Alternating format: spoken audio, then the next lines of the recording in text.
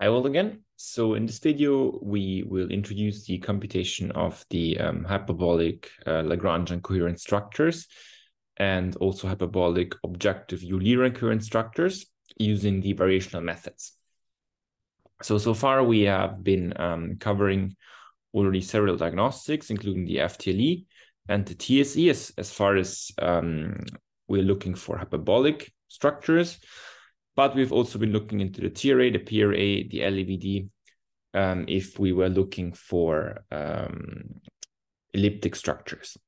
Now, if we just focus on the hyperbolic structures, then the FTLE and the TSE both returned a so-called scalar field. So then basically the hyperbolic features were associated to ridges of the FTLE field and to ridges of the TSE or to fronts of the TSE field.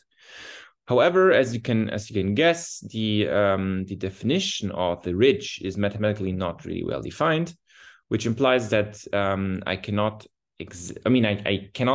exactly extract material lines from the FTLE field without introducing some kind of user-defined threshold. For example, if you are looking for ridges of the FTLE field, then you can simply start by thresholding the FTLE field until you see only the and you just retain only the ridges. Now, what one would like to do is one would like to have a more precise algorithm which returns so-called repelling LCSs and attracting LCSs. So repelling LCSs are simply material lines which repel two nearby particles, whereas attracting LCSs are material lines which attract or which locally maximally attract particles. And these are, of course, finite time considerations. One can pass through instantaneous limit. And these are the so-called objective Euler coherent structures, OECSs. We will start by going through the LCS computation. You can see that the OECS computation is exactly the same as the LCS computation. It's just instead of using the Cauchy-Green strain tensor, which we use for the LCS computation, we will use the rate of strain tensor for the OECS computation. So there are a bunch of files now in this hyperbolic LCS folder. Essentially, the notebooks are, of course, inside this main folder. The other functions are basically auxiliary functions, which we require to compute the repelling and attracting LCSs. If we go on the main folder and then click on the hyperbolic LCS Agulhas, of course, we will treat the Agulhas dataset at first, as we've been doing so far. Another notebook, so this notebook simply contains the same stuff just for the turbulence dataset. However, we'll just focus on the Agulhas region so far. So the first 4 steps are exactly the same. So importing data and basically then interpreting the velocity field. Now, how do we compute these hyperbolic LCSs? Well, we start by computing the gradient of the flow map over the mesh grid. This is something we already know how to do from the FTLE notebook or the PRA notebook, for example. Then we need to compute the Cauchy-Green strain tensor for each point on the mesh grid. So simply by taking the transpose of the gradient of flow map and then right multiplying with the gradient of the flow map. What we then need, so this Cauchy-Green strain tensor. This Cauchy-Green strain tensor has 2 sources of information, basically. One source of information is the eigenvalues, and the other source of information is the eigenvectors. Now, the eigenvalues of the Cauchy-Green strain tensor determine the amount of stretching, if you're looking for the maximum eigenvalue, or the amount of compression, maximum compression, if you're looking for the minimum eigenvalue. So the stretching and compression is basically encoded in the eigenvalues of the Cauchy-Green strain tensor. However, the direction of the stretching, so if you're looking for, okay, which is the direction which is stretched the most, then you will need to take a look at the eigenvectors. So of course, the eigenvector associated to the maximum eigenvalue is also called the most dominant eigenvector, whereas the eigenvector associated to the minimum eigenvalue is also called the weakest eigenvector. Now, these eigenvectors need to be orthogonal. So we refer to these eigenvectors as Xi1 and Xi2, and they need to be orthogonal. simply because C is a symmetric matrix. And then also in case of incompressible fluids, lambda 1 needs to be inversely proportional to lambda 2. So what this implies is if you have a material blob, so if you have simply like a material element, then if you've got stretching in one direction, then you need to have compression in the direction which is exactly orthogonal to it. And the amount of compression is coupled to the amount of stretching simply by taking the inverse. Now, repelling LCSs are defined as tensor lines which are tangent to the eigenvector field Xi1.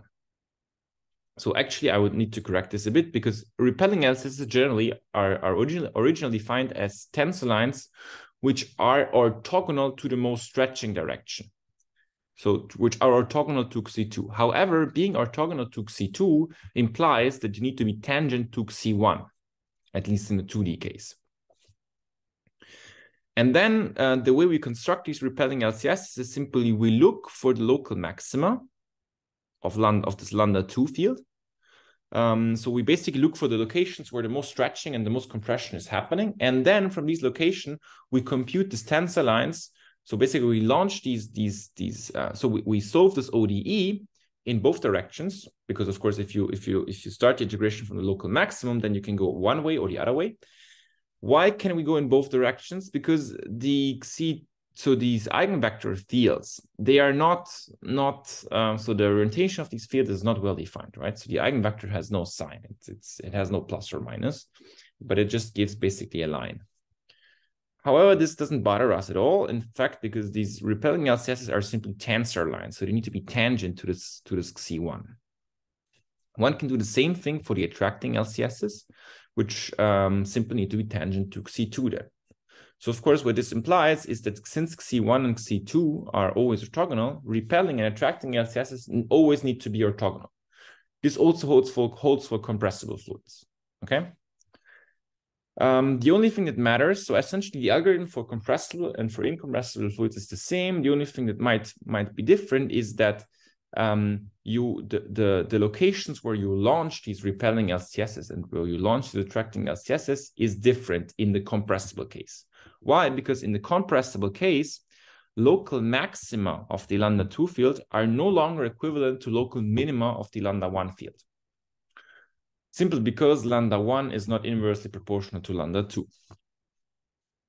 And then basically, so we look for the maxima, and then we launch the tensor lines from either local maxima of lambda 2 or local minima of lambda 1, depending if we're looking for repelling or attracting LCSs.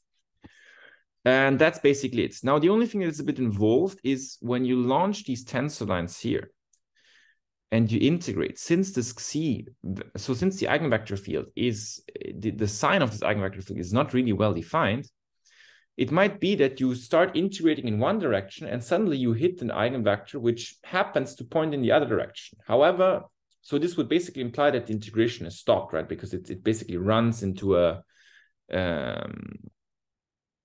point where the integration is not continued. So what you need to do is you would need to flip the vector before continuing the integration and then continue the integration. So that's the only critical part. If we go through it, so the first 4 steps, I will not go through them because they're exactly the same. Of course, we use parallel computing. So we put all the initial conditions in different, we vectorize them and put them in different batches. And then we compute the C matrix, so the Cauchy-Green strain tensor for each initial condition. This is done in this wrapper function, which simply takes care of the parallel computation. And what we get then, we get the Cauchy-Green strain tensor. So we simply vectorize all the initial conditions, put them into different batches, run the parallel computation, and here what we get is simply the Cauchy-Green strain tensor. Now, of course, in 2 dimensions, it's the 2 times 2 matrix, and ny and nx simply specify the fact that you compute the Cauchy-Green strain tensor over a mesh grid, and the mesh grid is specified by ny and nx. Then the next thing you need to do is you need to compute the eigenvalues and the eigenvectors of the Cauchy-Green strain tensor. This is done in this part here. Again, we need to iterate over all initial conditions, and then we compute the eigenvalues and the eigenvectors simply using the eigenfunction, which is defined in the subfunctions folder. We also compute the FTLE field. This basically comes, so once you have the Cauchy-Green strain tensor, then you can also compute the FTLE field. And we will plot this and compare the structures we get from the FTLE field with the structures we get from these variational method. Regarding the repelling LCS computation, we just implement what we said. Now, we need to specify a bunch of parameters here because, of course, you need to integrate. So when computing the tensor lines, there are a bunch of these parameters which do not really affect overall the structures that you get.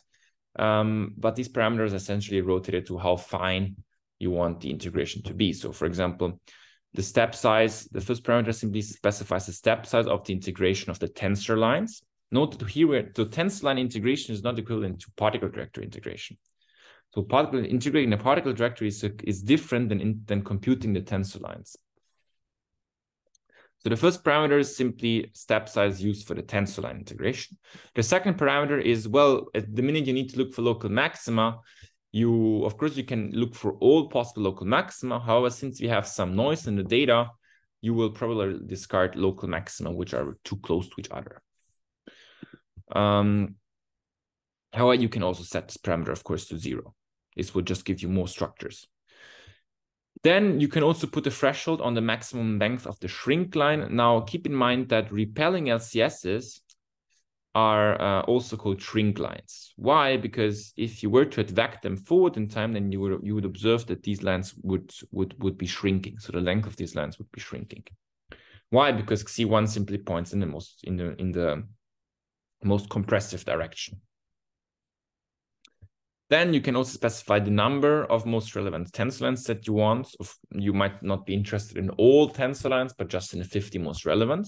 So in the 50 strongest tensor lines. And by strong, I mean that, of course, to every tensor line, you have an associated stretching value or average stretching value along the tensor line.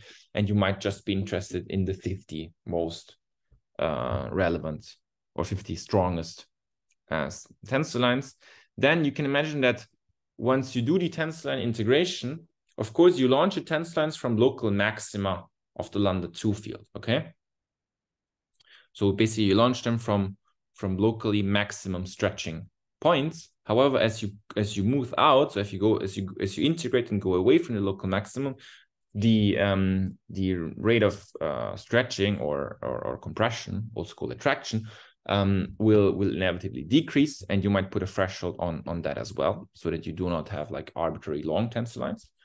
And then last but not least, you can also put a maximum threshold on the number of iterations. So this is basically just that you don't run the integration, so that the convergence might be a bit long, and you don't want to run it forever or for long times, but you just want to put the threshold on the number of iterations that you have in integration. And then you simply pass this to this tensor lines and compressible function. So we need to specify all the parameter, pass in the eigenvector field, the eigenvalue field, as well as the other parameters, and then you get, as a result, the set of shrink lines. You can also do the same thing with the attracting LCSs. So this is exactly the same parameters, same stuff basically, but now you get the stretch lines.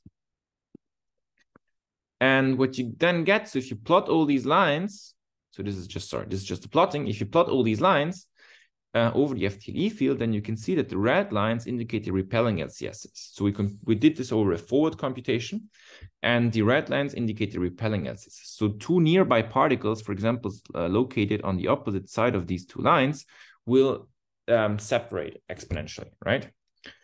You can see that these LC, so the red lines, strongly agree with ridges of the FTLE field, which is to be expected because ridges of the FTLE field should indicate repelling LCSs.